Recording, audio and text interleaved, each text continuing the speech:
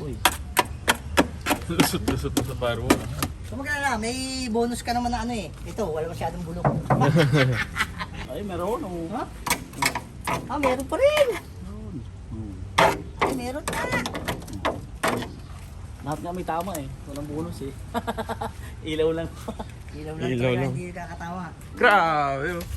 Hanggang as in, kung yun ay napatagal-tagal pa, wala na. Wala na. Wala na. Finish na. Simula na para maganda siya pag lumabas. As in, parang brand new. In the future, so Kuya's just taking out. Okay, so there are a lot of alive things there. I'm not sure if you can see that, but may mga buhay. It's very nice to see that a car will not go to waste. A car will not die on us. This will not go to junk.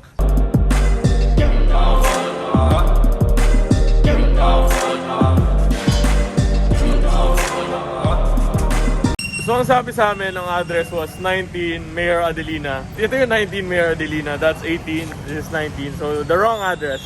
Ates graciously helped us and pointed us to the right direction. Apparently, it's over there across the other street. So we're gonna head there and we're finally gonna see the Mercedes-Benz W123 on its day one of repair. Hopefully they're starting to do something already. We have no idea, but I've already seen a glimpse of it through the gate. So we'll check that out. See you guys. So what's up, guys? Weird, no? Kasi it says there Pisces, but on Google Maps it's Mayor Adelina. But yeah, this is the place. I already saw the 123 inside the gate. We're gonna check it out. Hopefully they haven't taken it apart too much so that I can still take a before and after photo. I'll have to ask them if I can film inside. But yeah, see you guys later. Bye-bye. Grabe yung pagkabulok. Bila, pinto. Grabe yun. Ito, bugbog din yung Dog? ito. Yan, sinisimula ng ano, kasi maulan talaga, ay talagang ganyan. Lahat na. Uy. Lusot-lusot sa firewall. Dito pa naman dumanan ng tubig. Yan. Meron dito oh. Ito ang drain niya oh. Bilaan. So magkala, may bonus ka naman na ano eh. Ito, wala masyadong bulok. Yan lang. Pero, Ay yung likod. Ay meron oh. ha? Ah, meron pa rin. Hmm. Ay, meron pa. Lahat nga may tama eh. Walang bonus eh. Ilaw lang. Ilaw lang Ilaw talaga, lang. hindi kakatawa. Mas Kaya malaki. sir, pagka ano, daan-daan ka na lang. Malaki ang tama ito kasi doon sa kay Isa kay ginawa Juban. natin oh. Okay, Juban. Kalimutan mo na boss. Grabe. Hanggang as in, kung yun ay napatagal-tagal pa, wala na. Wala na. Hirapan na tayong mag-ingat. Ang mga labi. Puro-puro. Bro? Yan. Tanggal pa lang yun. Maraming talaga ano. Kay Juban, walang mulok na ito niya eh. Buo eh. Oo, kay Juban. Ito halos oh. Mahaba-habang trabaho to. Kaya 2 buwan ang hiningi namin dito eh. Maganda-gandang proyekto. Mahaba-haba. Simula na para maganda siya pag lumabas. Kasi parang brand new.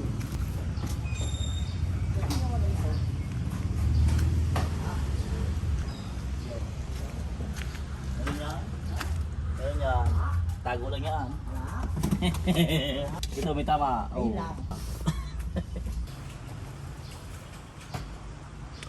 So ito yung siding na Oh, yan. bulok na. Dito. Dito. Dito. Ano? Yan, wala kasi yung ano niyan, walang yung drain na barahan. Barahan. Kaya ano yan. Ito, hanapan na lang sa bureau. Oh, katulad ng kay Juban. Para gumanda yung ano niya. What's up, guys? We're here at Creekside Auto Body Repair Shop. So we have here the W123. It's been hanging around at the garden for the past 10 years, collecting all the rust that you're gonna soon see. So today we're going to be removing all of that rust, all of that bulok, as they call it, and inspect what level of restoration we're gonna be needing to do on this thing. But I'm very excited on what they'll be able to do. They have faced here a lot worse, so we're very confident in their ability to take this back to its pride and glory in its pristine condition. So we'll show you around the car right now. So as you can see, a lot of rust. This has been done previously. This time it's gonna be done fully And finally, we're gonna keep it very clean after this once it gets done. But as you can see, it's very bad. Here we have the engine bay, that's the firewall. And if you look closely, you can see through to the passenger side. Also there where the rain collects, it has already broken down. All of the sheet metal has broken down. It's pretty bad. So in the engine is a 2.0 gasoline engine. It's on a manual transmission. I believe there is still some life on this engine. It just needs a bit of a tune, a bit of a clean. But as far as the bodywork is concerned, it is a mess. It is a mess. So we're gonna show you inside. So inside, well, the leather work, the seats are still, I would say, in a 5 out of 10 condition.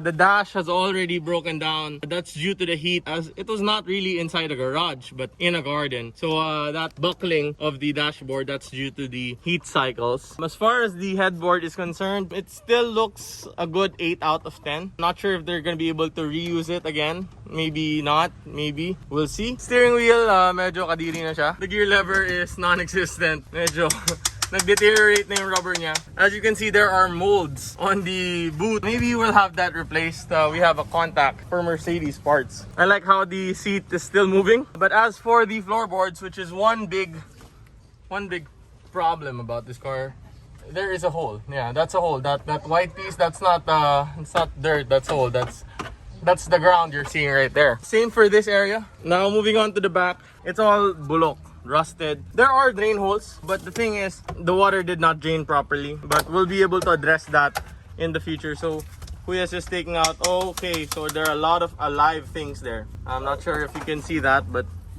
may mga buhay. Hindi ko alam kung ano yun. Langgam ba yan, Kuya? Langgam. So bumabawas ba yung mga langgam na yan sa ano? Dumadagdag yan sa bulok? Dagdag ko sa bulok yan eh. Sa bulok, kasi dati yung mawawala ng tubig. Gahakot sila ng lupa, pumulok. It's very bad.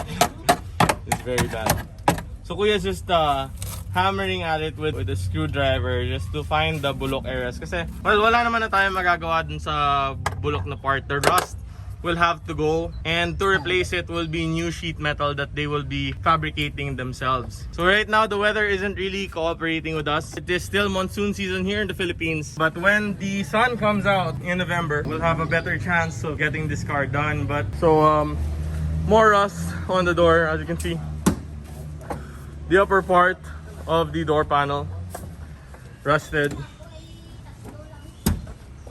On the other side, they've already removed the sidings, and the sidings don't seem to be usable anymore. On this side, we have not removed the sidings, but we're expecting to see the same level of damage on there. On the rear quarter panel, you will see evidence of the previous bodywork that has been done to this car. That's all gonna be removed. Onto the boot, well, it's pretty messy. Got rust there, more rust over there. Basically every panel has rust. See?